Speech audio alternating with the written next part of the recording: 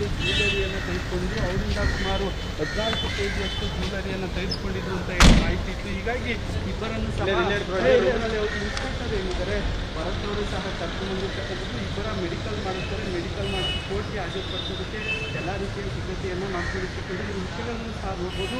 Victoria ಆಸ್ಪತ್ರೆ emergency ward ಏನಿದೆ ಅಲ್ಲಿಗೆ ಇಬ್ಬರು ಸಹ ದಂಪತಿಗಳಿಬ್ಬರು ಐಶ್ವರ್ಯ ಗೌಡ ಮತ್ತು ಹರೀಶ್ ಏನಿದ್ದಾರೆ ಇಬ್ಬರನ್ನು ಸಹ ಗಮನಿಸಿರ್ತಕ್ಕಂಥದ್ದು.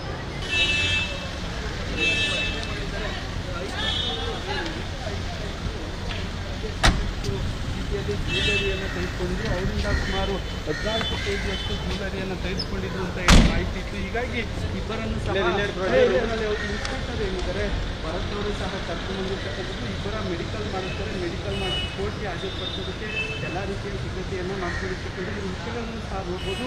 ವಿಕ್ಟೋರಿಯಾ ಆಸ್ಪತ್ರೆ ಎಮರ್ಜೆನ್ಸಿ ವಾರ್ಡ್ ಏನಿದೆ ಅಲ್ಲಿಗೆ ಇಬ್ಬರು ಸಹ ದಂಪತಿಗಳಿಬ್ಬರು ಐಶ್ವರ್ಯ ಗೌಡ ಮತ್ತು ಹರೀಶ್ ಏನಿದ್ದಾರೆ ಇಬ್ಬರನ್ನು ಸಹ ಗಮನಿಸಿರ್ತಕ್ಕಂಥದ್ದು.